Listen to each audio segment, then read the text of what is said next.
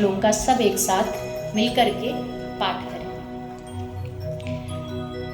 नाम संकीर्तनम यस्य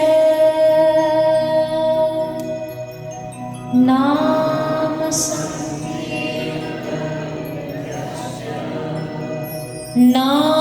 संकीर्तनम यस्य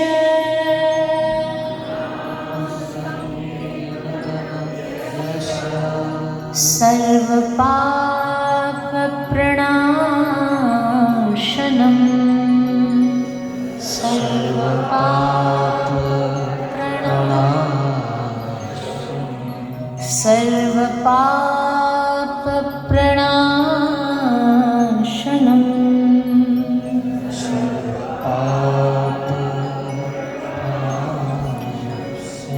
प्रणामो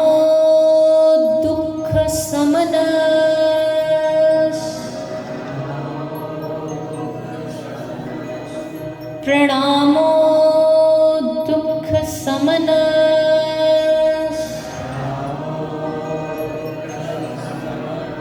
तं नमामि हरि परम्।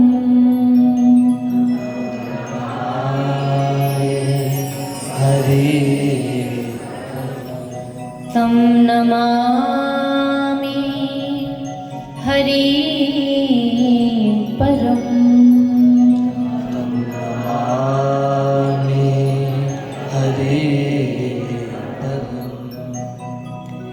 नाम संकीर्तनम यस्य सर्व पाप प्रणाशनम।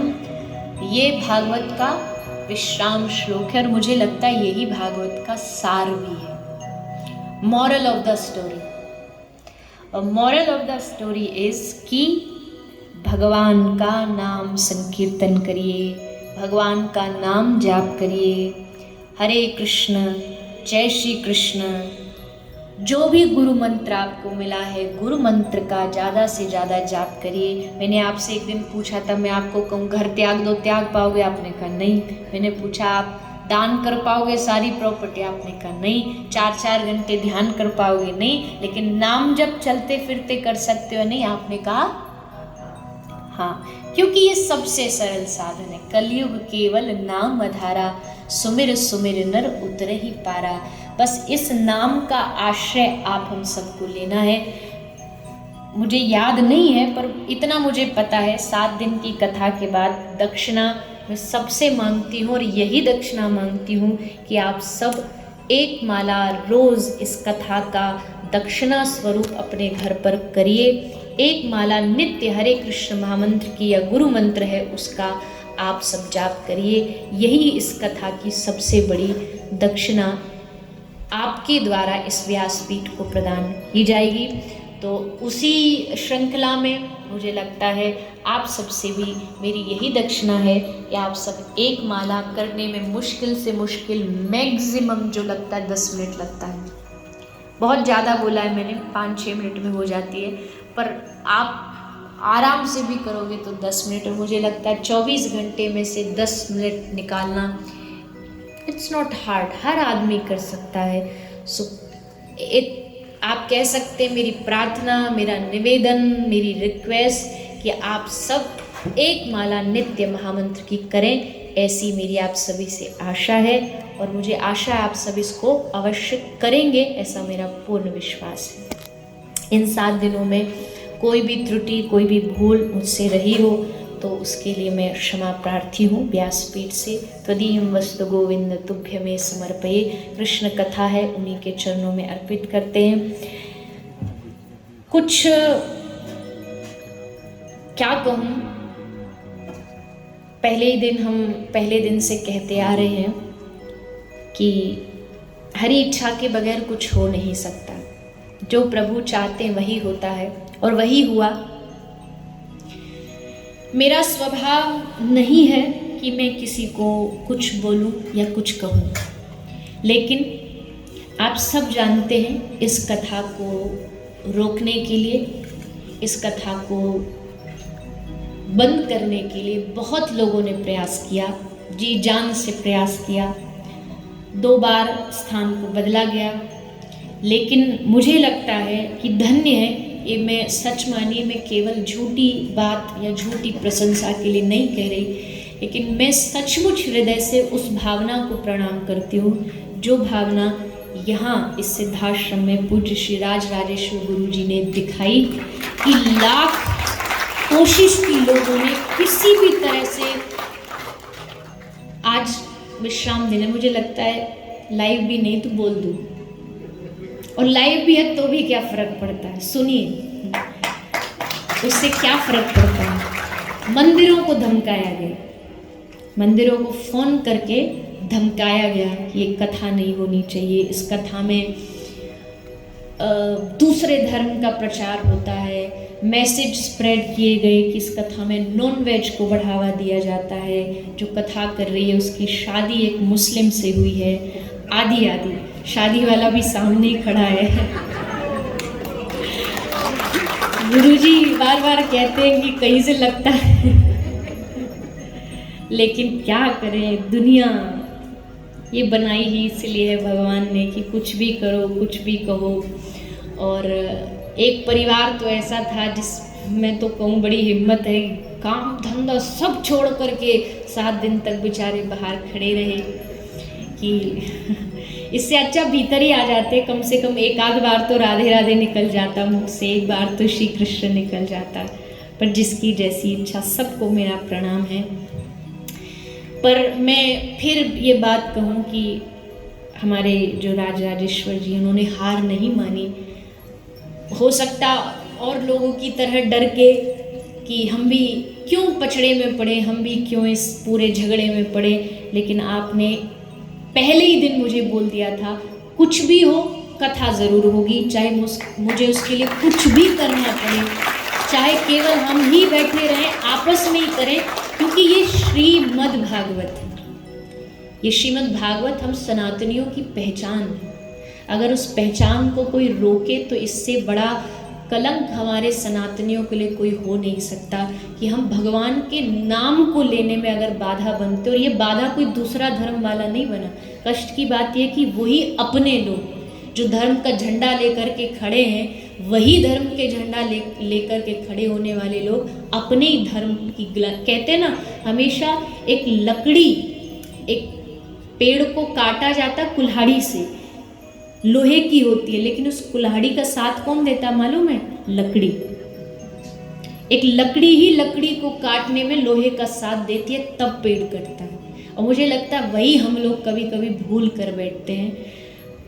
आज से कोई 7-8 वर्ष पुराना कोई बहुत पुराना वीडियो था, उसको बार बार दिखाया गया, न पूछा गया कि वो क्यों है, कैसे है, उसके पीछे कहानी क्या है।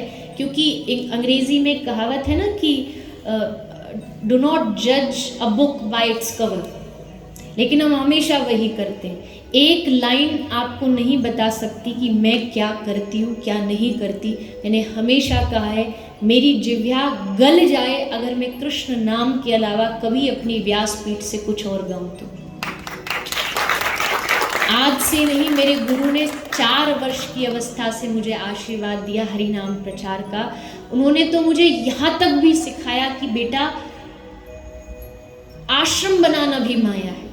यहाँ तक मेरे गुरुदेव कहते थे कि तुमको कुछ नहीं करना है, तुमको केवल हरि नाम प्रचार करना है। कभी अपनी व्यासपीठ से कोई गलत मत कहना, लोगों को गुमराह मत करना कि तुम ये कर दो मेरे लिए तो ये तुम्हारे काम बन जाएंगे। नहीं, केवल इतना कहो, कृष्ण नाम कहो, राधा नाम कहो, उसी से तुम्हारा कल्याण होगा। और बस वही मेरे जीवन में मैंने अपना लिया। लेकिन फिर भी कुछ तत्व ऐसे जरूर होते हैं जो उल्टी सीधी बात करते। लेकिन आपको एक बहुत अच्छी बात कहूँ, कहते हैं ना सत्यमेव जयते। तो आज एक बहुत अच्छी बात हुई।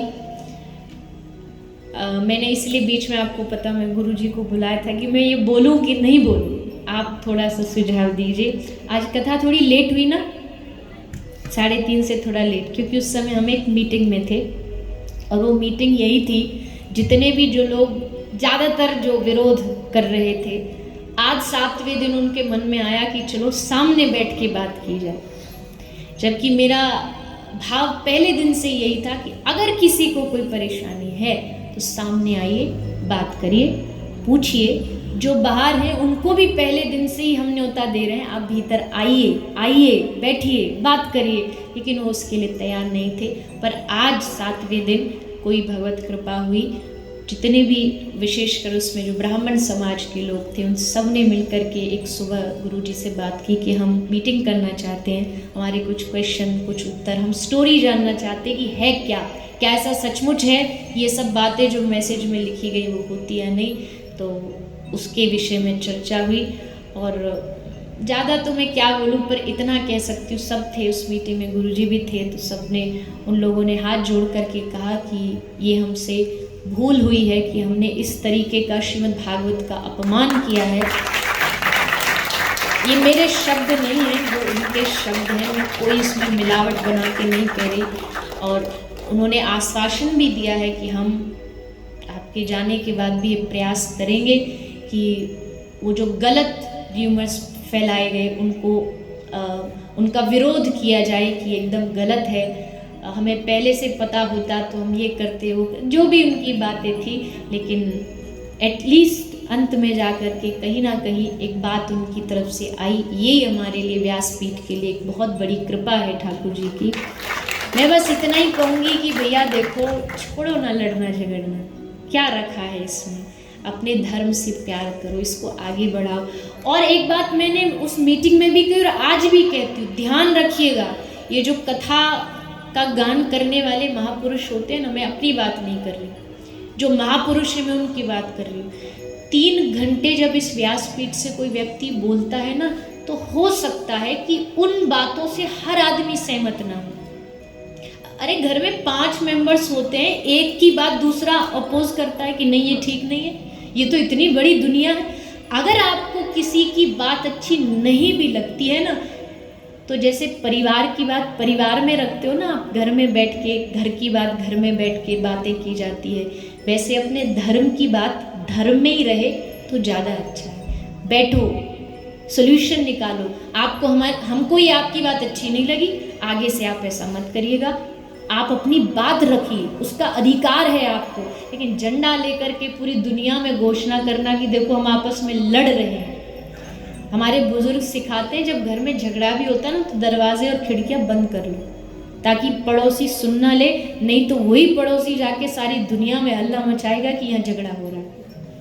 आप मौका मत दो बोलने का, आपको लगता है तो बैठ के चर्चा करो, बात करो। तो मुझे बहुत खुशी हुई कि आज उन्हीं लोगों की तरफ से ये पहल हुई कि हम बात करना चाहते हैं।